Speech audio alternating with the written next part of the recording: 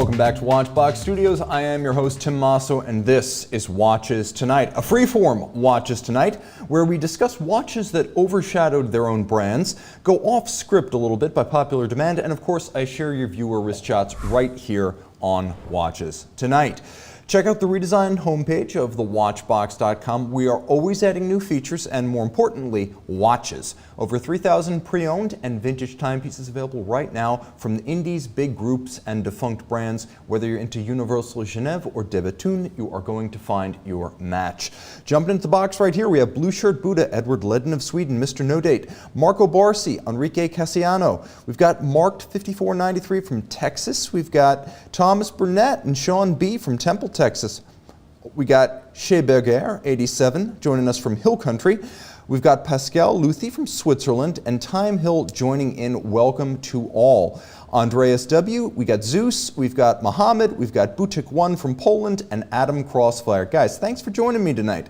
Far more to come, but we'll be in the chat box all evening as I've written sort of a lighter show tonight. In my mind, I've got less to say and more interactivity planned. So, Melvin and Ben are going to start the fun. We're still doing wrist shots and just as many with an FP Journe twin shot. These are watches from the Watchbox, so thank you for trusting our company. Marcus of Germany impresses with his Lange und Söhne Lange 1, the classic German wristwatch, dressed watch. Chris from Singapore sports his Audemars Piguet Royal Oak offshore Timalingi carbon chronograph. You can see the Marina Bay Sands, the mall, and even a little bit of the Singapore Grand Prix course grandstands in the background there. A very cool shot. Thank you so much, Chris. Wachusiast hits the road with the Savannah dial, FP Journe Chronomètre Souverain, and Porsche. We've got Adam sporting his white gold Rolex Daytona behind the wheel of his Tesla Model 3. Guys, send your wrist shots to mondaymailbag@thewatchbox.com to see your pieces on my pixels. Let's see who's here. We've got Mark Trett from the UK. We've got Dr. TikTok from Central Florida. Alex O in the box. Sam Leno. Nate B. By the way, Sam's staying up late with us in England. Nate joining us from Los Angeles.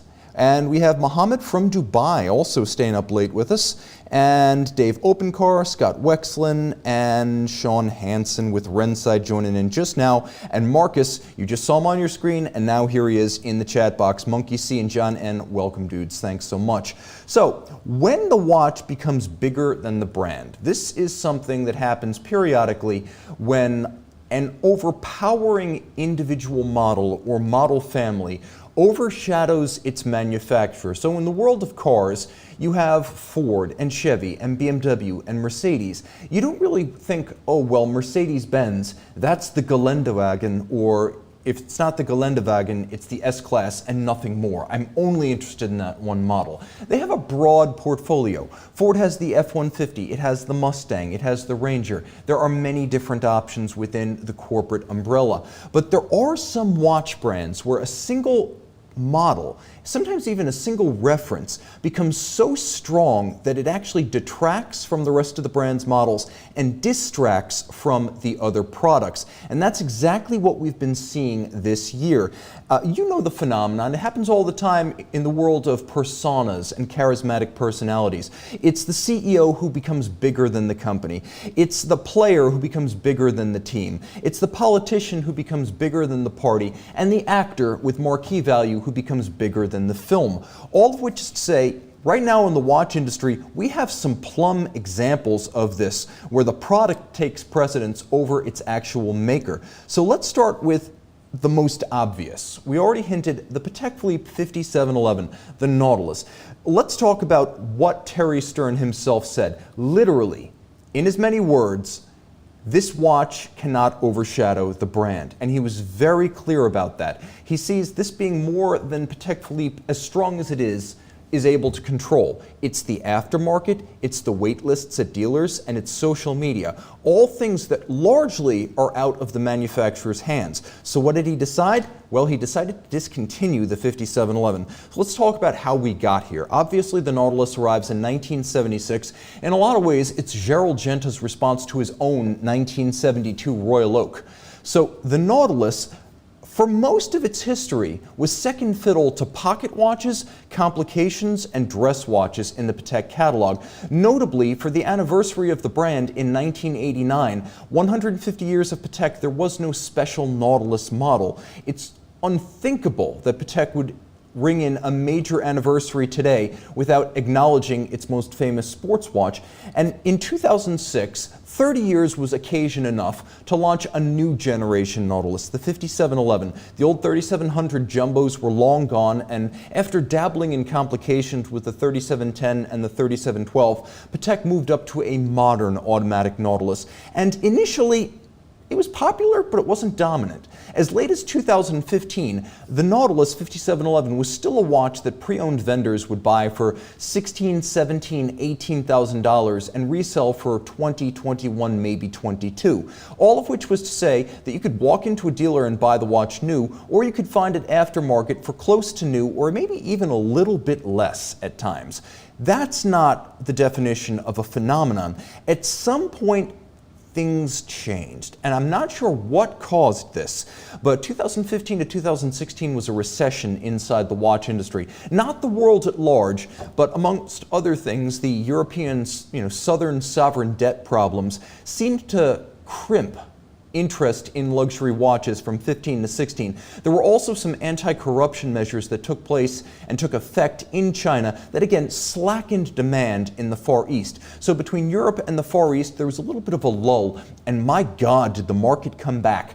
To the point that by 2018, we're now seeing these watches selling for $10,000, $15,000, $20,000 above list price. And by 2019, we're seeing $60,000, $70,000 against retail prices of about $33,000 US. By the time we get to the year 2020, a down year because of COVID shutdowns globally, this thing had become supernova. If you can imagine a collapsing star exploding into a supernova, that was sort of the world collapsing and the Patek Philippe 5711 exploding as a nova out of that. For some reason, in a bad year for business generally, this thing was absolutely unobtainable, and that's when we began to see six-figure prices. Wait lists at dealers. Even as Patek was shipping a few more examples, they were trying to meet demand, but they could not keep up. Between social media and rich people bored at home shopping online, this became a six-figure watch on a retail of about 33 grand. So today, the watch costs about $34,000, I want to say $890. And this is going to be the last version of it, because between the Calatravas, the Aquanauts, the complications, and the craft art pieces, Patek Philippe realizes this is the only Patek that's gaining mainstream attention, and it is still somewhat dependent on mainstream attention to sell its 50 to 60,000 watches a year. So the 5711 had to go. What we don't know is what the future holds here.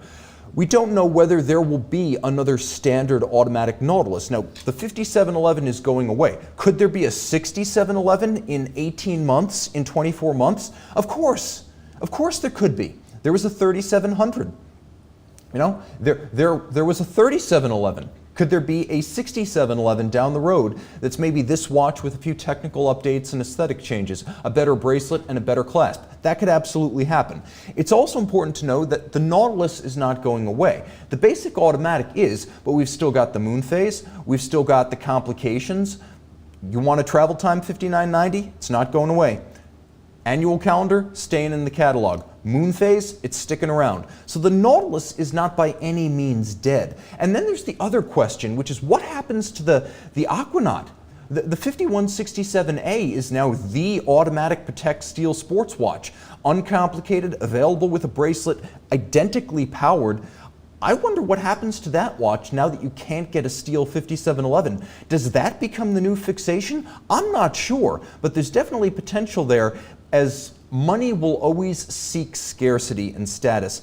And right now, this watch with the green dial is where you will find exactly that. But next year, it's going to be the Aquanaut. Let's jump into the box. Let's see what's going on here. Simon Templar saying, doesn't matter if there is a 6711, dealers won't sell it to you because you're not a customer. Well, even if you are a customer, you might wind up getting waitlisted. Edward Ledden saying, man up and buy a 5208P Grand Complication.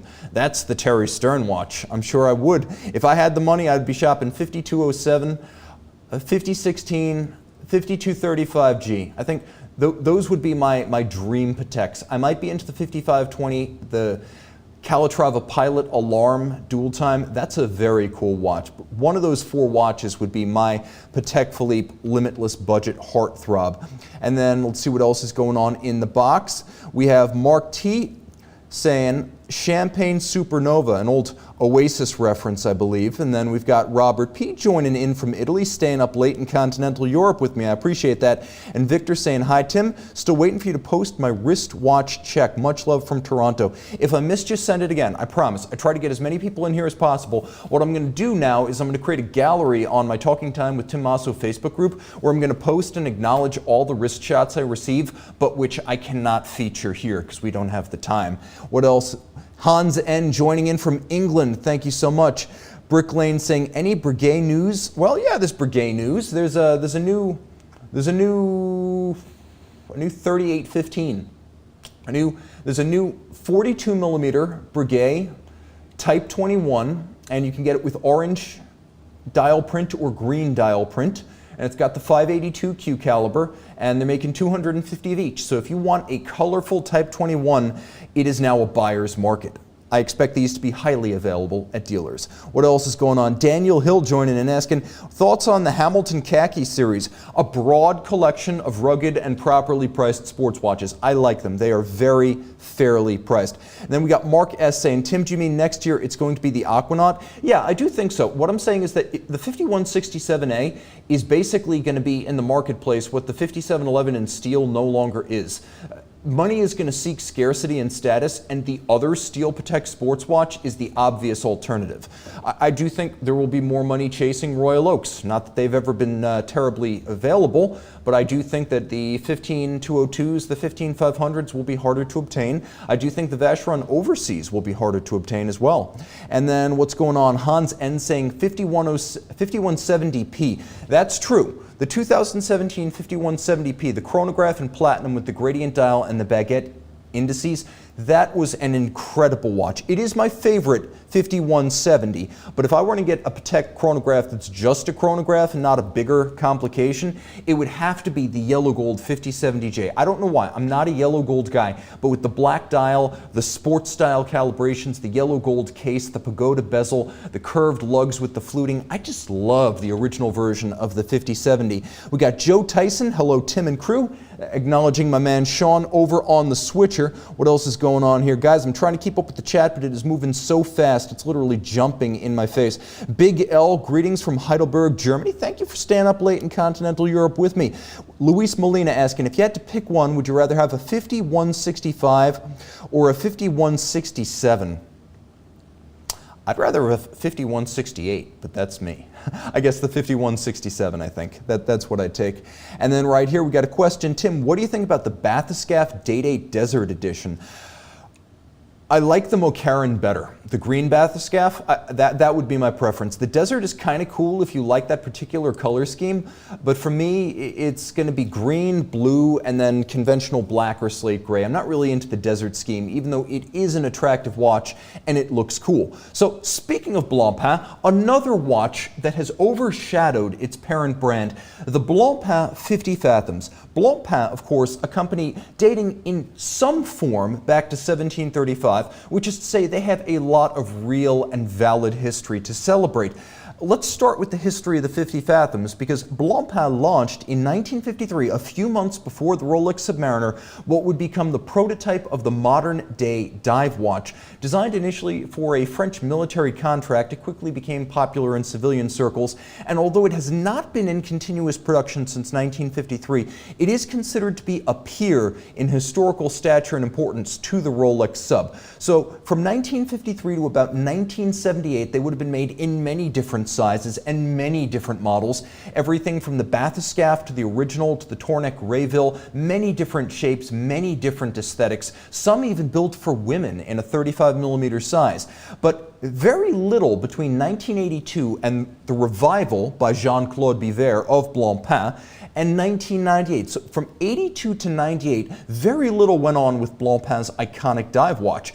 But under Swatch ownership from 1992, there was an interest in getting into the sports watch segment in a stratum of the market where the Omega Seamaster could not compete. So in 1998, the 50 Fathoms relaunches. 2003, the 50th anniversary piece comes out, and that is the first use of the now famed sapphire cap on the bezel. And in 2007, we get the watch that has come to define both the 50 Fathoms and Blancpain as a brand to the current day, and that is the reference 5015. In 2007, it took the market by storm, big as watches tended to be back in 2007, and yet it's a fairly wearable 45mm. Since that, we've seen smaller cases, we've seen the Bathyscaph, we've seen chronographs, we've seen calendars, we've seen tourbillon, many different iterations, special runs for watch clubs. There was a special edition in a 38mm case for Revolution magazine, 3 ocean commitment models, every material from titanium to gold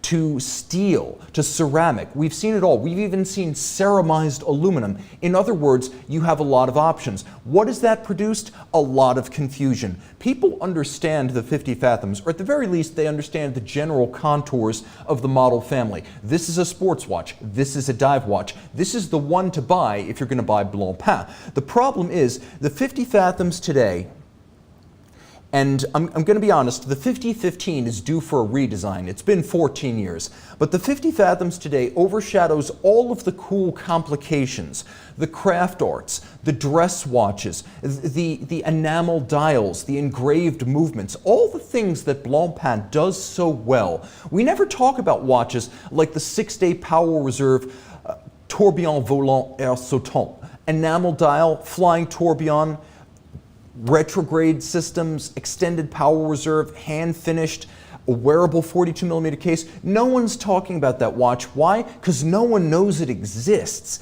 They only know about the 50 Fathoms. This is a brand falling prey to its most successful model. It's like an agent who's fallen prey to his most successful client, and the drug is intoxicating. The day a Blancpain dress watch competes dollar for dollar and shot for shot among consumers and social media with a chronomètre bleu will be the day I literally eat these sunglasses. I don't think we will ever see a Blancpain dress watch, no matter how virtuoso, that competes with the best in the dress watch market for total mindshare, because frankly Blancpain is drowning in dive watches and it desperately needs to open up another front.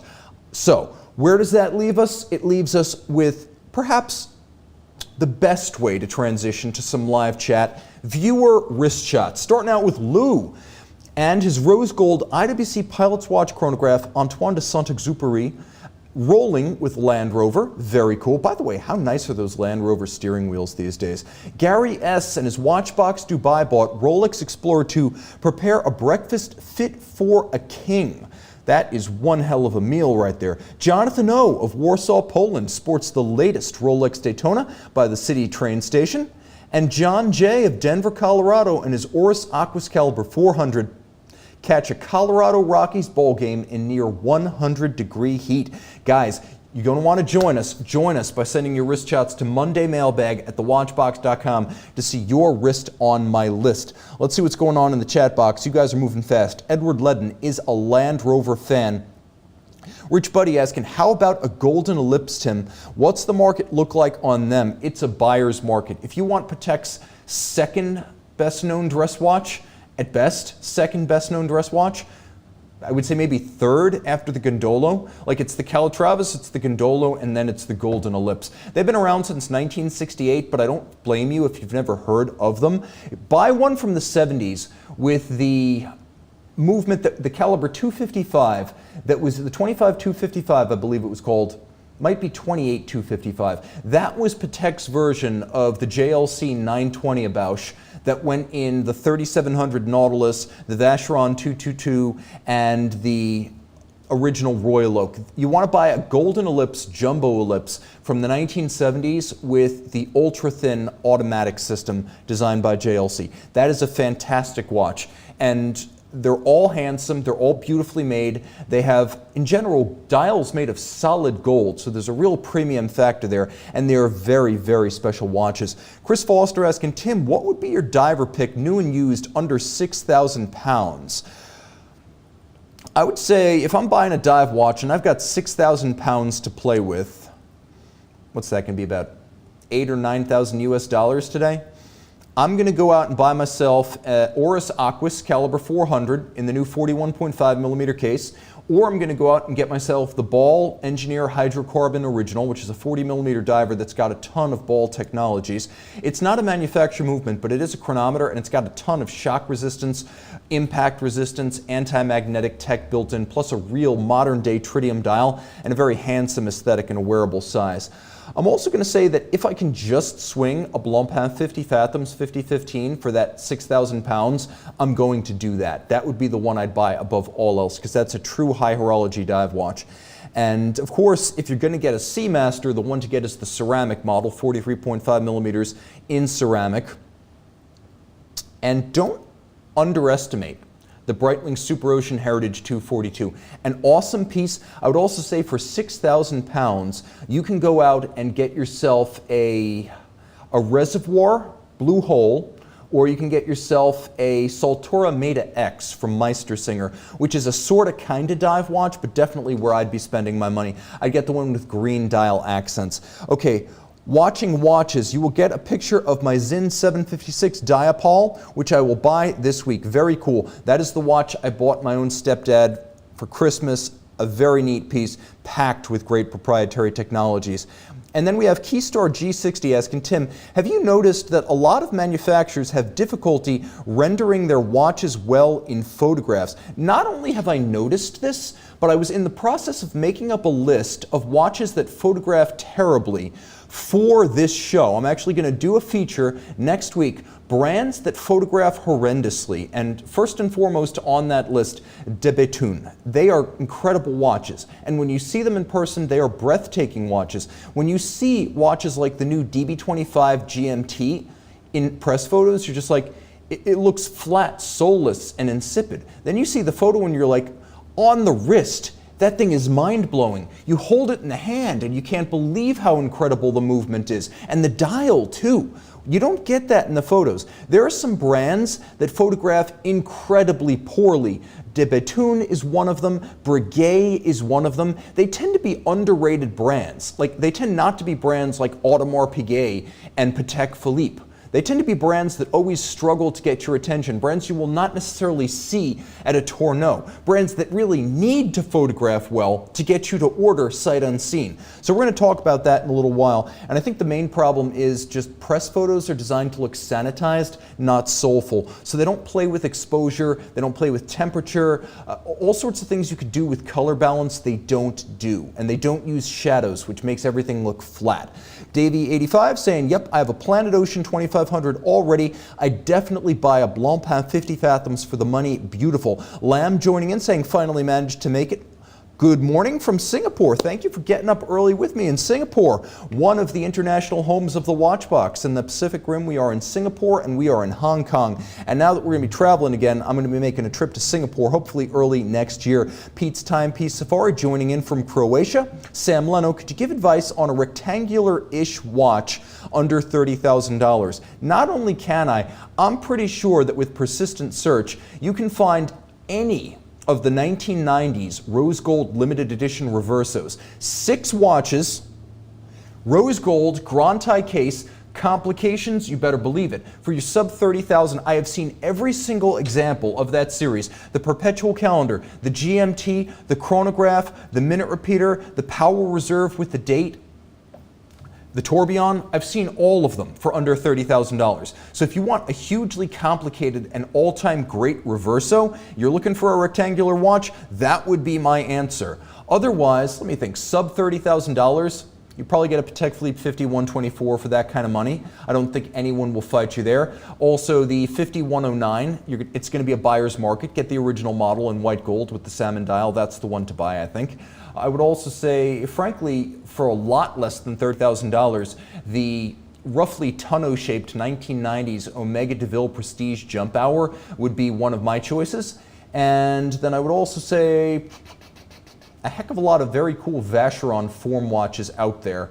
So definitely check out some of the Ciccolatone models that are shaped basically like old Italian chocolates. Those are fun. You can get them with triple calendar or conventional three-hand time.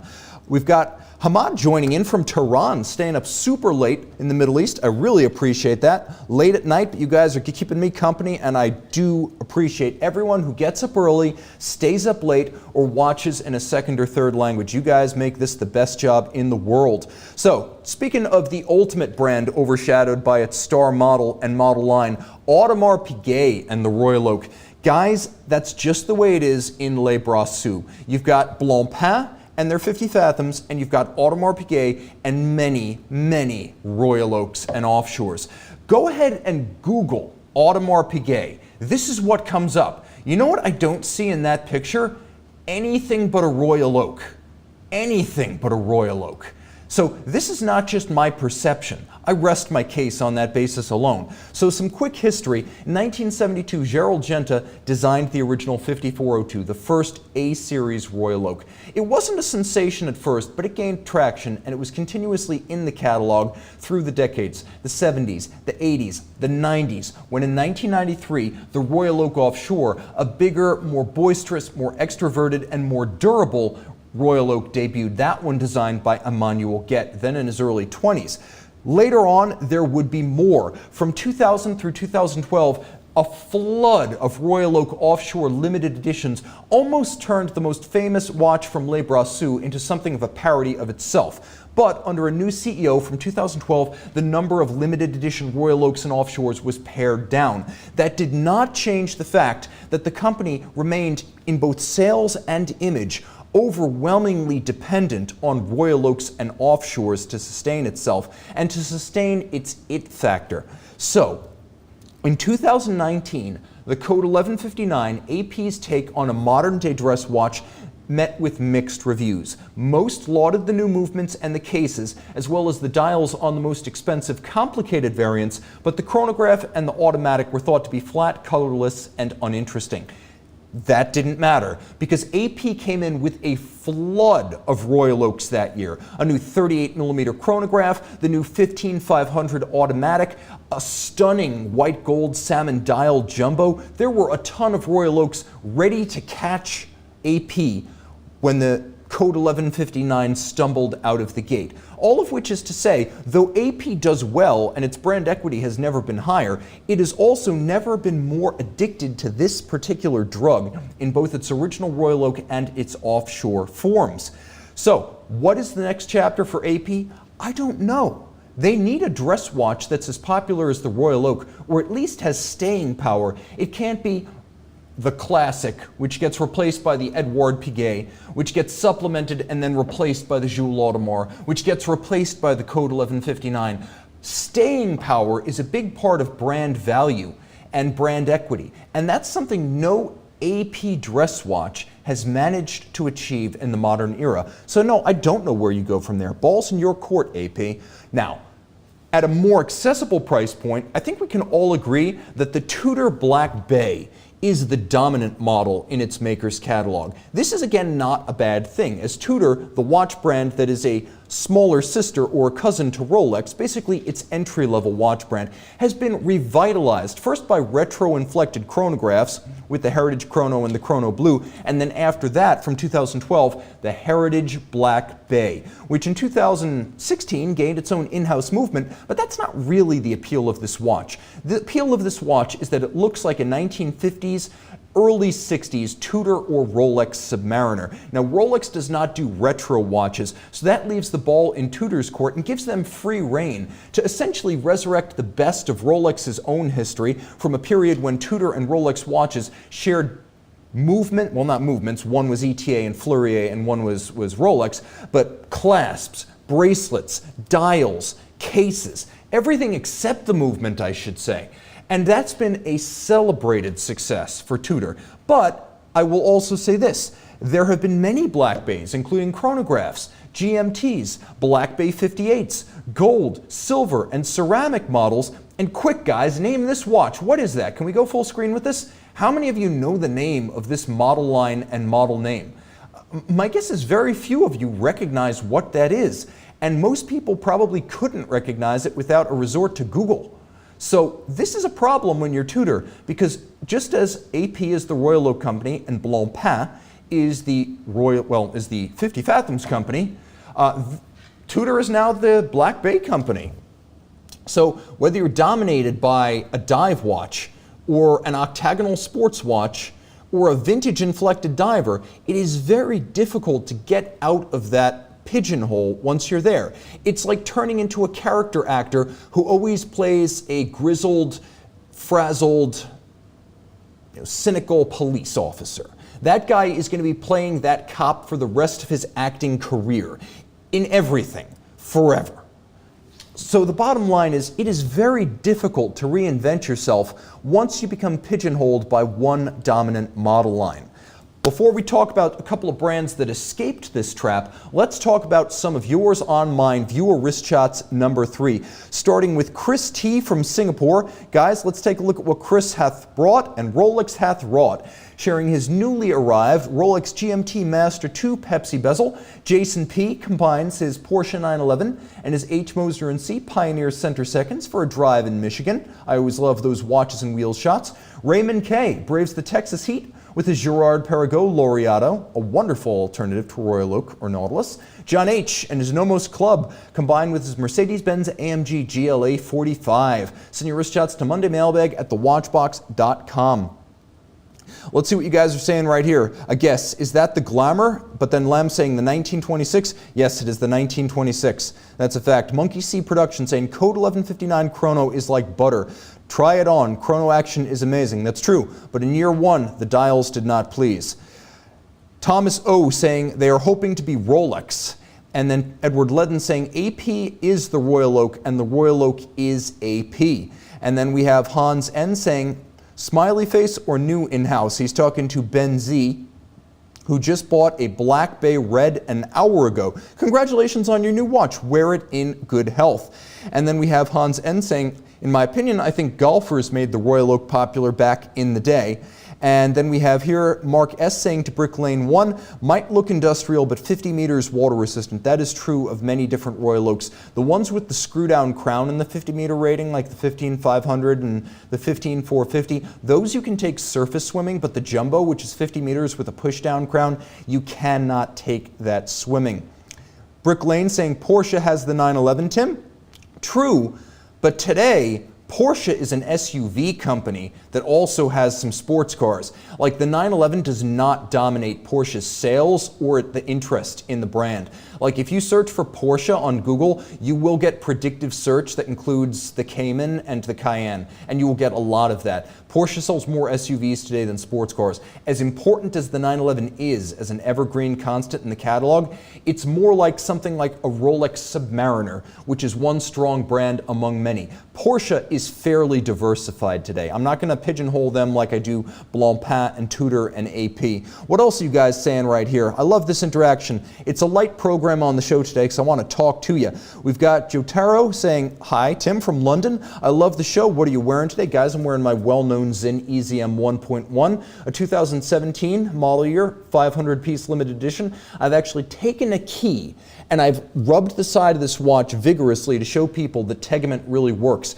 I rubbed the scratches right off. It's the metal deposited on the case, not a scratch on the case, and I rubbed that metal from the key off the side of the watch. It is that tough.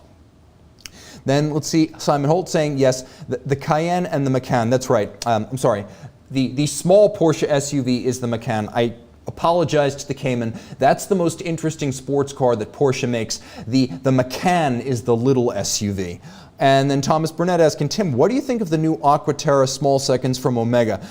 I am not a great fan of it. I don't like the way it looks. If you like it, that's great. I don't think it seems organic to the model. I think it's a little bit contrived. I like the standard Aquaterra, but I think it's a center seconds type of watch. I don't like the proportions of the dial with the small seconds, and I don't like the way the dial looks crowded with the small seconds. We got Lights joining in from Moscow, staying up super late with me. We got Mark S saying not a snowflake guy like the SBGJ 203. And again, I apologize to all of you McCann owners and Cayman owners, as I've no doubt insulted both. What else is going on right here? Angelo asking, what do you think about Haldemar? I would say those are some of the best watches no one knows about. Beat Haldemar, he works out of, I think he works out of Thun, Switzerland, and he's basically a one-man shop. Check out the Haldemar Flying Resonance, Haldemar H1, H2. Check out Haldemar Tourbillon on Google. Any of these searches are going to produce absolutely eye-popping watches. He offers a lifetime warranty on the watches he sells. Custom is absolutely available. Prices are surprisingly fair. And anything you want, tourbillon, perpetual calendar, minute repeater, even if it's not in his catalog, he's going to make it for you. And if you can think of anyone else who is doing flying tourbillons with resonance coupling, you got a better memory than I do. I think Beat Haldemar is probably the most interesting independent watchmaker not named Denis Flageolet. I would definitely even say that Denis, who I think is a best kept secret at De Bethune, is probably better recognized for what he does than Beat Haldemar. And Haldemar is also one of the most under-recognized members of the AHCI. He's part of the cool kids club of high-end independent watchmakers, but for whatever reason, I guess he's just a quiet guy and a laconic fellow. He's not the self-promoter that, frankly, F.P. Journe is. So you don't hear much about him. And again, he's got enough business that he doesn't need to advertise. And then right here we have George saying, watch YouTubers give no love to Tudor models that are not Black Bays. Do you think that may influence buyers? As a matter of fact, I guarantee you that influences buyers. Like last week on the show, I talked about the Tudor Heritage Advisor because to me, that's the best watch Tudor makes. Certainly the most useful with an alarm. I can't count the last time I went diving, like really diving when I needed a dive watch, but the last time I needed an alarm to keep my head on straight when I was due for a meeting or had to catch a plane, I do that all the time. I bring an alarm watch with me when I travel in place of an alarm clock. That's an awesome watch. The Pelagos is an awesome watch. There's another, it's like there is another Skywalker. There's another dive watch in the Tudor collection, and it's the Pelagos. It's the best diver they make, and the left-hand drive version of it is the best Pelagos. What else is going on? Edward Ledden saying, if you want an SUV, you buy a Land Rover / Range Rover. And as an American, I would also probably add a Jeep Wrangler to that list. But yeah, I don't understand buying Porsche SUVs. I know some of you out there have them, and they are the Porsche of SUVs. They drive beautifully, they're fast, they handle for something that big and that heavy. But I still do think that there are some brands that do trucks natively, and those are the brands from which to buy trucks.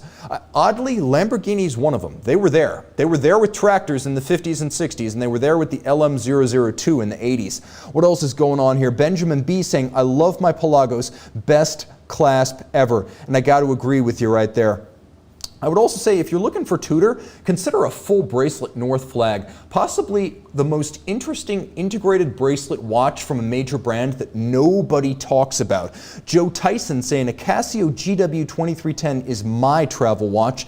Nate B saying as a lefty, I'd love the left-hand drive Pelagos, I just don't like the cream-colored hands and indices. He is not into the Fotina. And then Caliber YQG saying agree. In my opinion, the non-Black Bay Tudor watches are the most interesting ones. I'm with you right there. Thomas O, do you think Jaeger will revamp their sports line? I love Jaeger, but their sports line needs some help. A lot of folks are not into the geophysics and they're not into the Polarises. I think they're probably going to stick with the Polaris for a few more years, but what I'd really like to see is just close the book on that model line once it's run its course.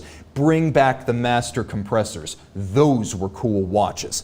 All right, Benjamin B saying, I am a huge BMW guy and I cursed the X5 when I first heard about it, but I've got the X5 diesel and I have to say the torque is intoxicating. I'm certainly not going to dissuade you from buying an American-made BMW. I will say this, if you want a diesel truck, you have many options. More of them in Europe, though, as diesel's not a big thing in the United States, though you can still get the Hummin' Cummins on a Ram. What else is going on? Lamb saying, the yellow on the North flag is a bit too much color for me, unfortunately. That's one of the things I love about it.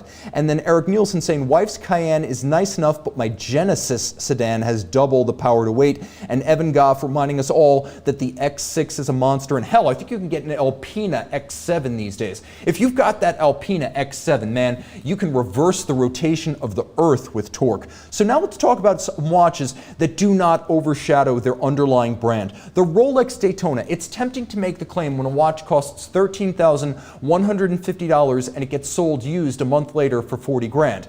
Very easy to say that that watch would overshadow its brands. But Rolex is so strong that even that level of hype can't overshadow the GMT, the Sub, the Oyster Perpetual, the Sea Dweller, the Explorers 1 and 2, the Yachtmasters, and the Datejusts. All of those are strong brands, and I would argue that the big three at Rolex would be the Sub, the GMT, and the Daytona. They are co-equal. Even if the aftermarket markup isn't equal in percentage terms, I don't think any of them suffer in stature, which is why Rolex will not turn into a one-trick pony. And I can anecdotally say that I find that most people still say Submariner when asked to name the first Rolex watch that comes to mind. James Bond remains a formidable Rolex salesman more than 30 years since his last appearance with the brand. F. P. Journe and the Chronomètre Bleu. Again, here's a brand that is strong enough not to be overpowered by its best-known product. Another case where it's tempting to claim that the motto could overshadow the others, but certainly the CB, while the most demanded individual model, is not the brand-defining entity that the 50 Fathoms is at Blancpain or the Royal Oak is at Audemars Piguet. Remember, the Resonance chronometer, the Tourbillon family, the Elegant, which is a $12,000 watch that now sells for 40, 50 grand. There are a lot of very hot FP Journe watches right now, and I can tell you every time I post a black label model, it sells almost immediately off my Instagram account. There are the Tokyo Boutique limited editions, some very cool pieces that are done on small run basis, and of course 2001, 2004, even as far back as 1999. That 1999 to 2004 brass movement era of FP Journe is incredibly collectible, and that gets a lot of play on social media and at auctions, which means between other strong models and older models that are not the CB, Journe gets plenty of discussion amongst collectors that's not dependent on a certain tantalum-cased dress watch. Also, Omega with the Speedmaster Professional Moonwatch. Here's the thing, well, that is obviously the icon of the brand, and it's the one to buy if you're going to own just one Omega. Are you a Monuments man? That is the Monumental Omega. But it is not overpowering because we know that the Seamaster is huge. It's one of the two pillars of the Omega catalog, and it's been around longer than the Speedmaster has, 1948 versus 1957. Plus, the Constellation is one of the biggest watch model families globally because it is so popular in Asia. I once heard it said that if Constellation were a brand by itself, it would be one of the top 10 brands in the world based solely on its popularity in East Asia. So Omega is not dominated by the Moonwatch, even though the Moonwatch is its special piece. There are also other Speedmaster families, some of which are automatic, some of which are big, some of which are small, some of which are ceramic, titanium, some of which are geared towards auto racing. They're not all aerospace and exospace watches, all of which is to say Omega doesn't fall into that rut. And while yes, it's true the Globemasters and the DeVilles could all be stronger model families, Omega is not at a loss for other strong watches to sell alongside the Speedy Pro. Breitling the Navitimer, another iconic watch that doesn't dominate its brand because it's never been the best seller in the modern era. Since 1983 and the arrival of Schneider family Breitlings, first the Chronomat was the best seller, and then later, after 2007, the Super Ocean Heritage Collection, and that continues to be the best seller today. So Breitling has an iconic, famed, and defining timepiece, but it does not pigeonhole the brand or force it into a place it doesn't want to be as essentially a purveyor of one famous watch. It has dive watches, it has other chronographs, and it's fairly well-rounded with the popularity of the modern Premier collection.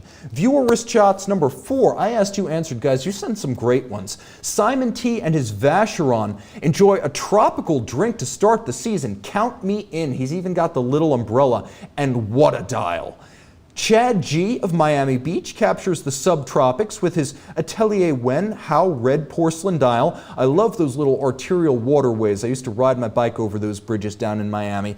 And then, of course, John D of Sydney, Australia takes us home, highlighting the staggering beauty of his Grand Seiko Skyflake SBGA 407. Guys, send your wrist shots to Monday Mailbag at thewatchbox.com to see your pieces on these pixels. One last check of the chat box and see what you guys are saying. Enrique C saying the Plo Prof is the best dive watch ever made. Yes! The king of modern day and vintage Omega divers is the king for a reason. It is the most interesting watch Omega makes today in 1200 meter form. Caliber YQG saying for my Navitimer, I'll take the Zinn version, the 903, over the Breitling Navitimer. And that is true. Since 1978, there has been a Zinn Navitimer based on the fact that Zinn bought up the parts and the tooling dies to make the Navitimer out of the Willie Breitling bankruptcy. Joe Tyson saying my Zinn 104 was plus 6 to 7 seconds a day and settled down to plus 3.5, 4.5 after a bit. That's darn good. We've got Arvin T in the box. Good evening from Kearney, New Jersey. And Mark S saying great show tonight. The Captain Merc GLC 43 AMG saying that is the SUV to get. I will let that be the last word. Guys, thank you so much, Sam Leno. I appreciate the shout out. And of course, Sean, the man who makes the magic happen behind the scenes. So time out, Tim out. From the bottom of my heart, thanks for making the best job in watches possible, and thanks for logging on.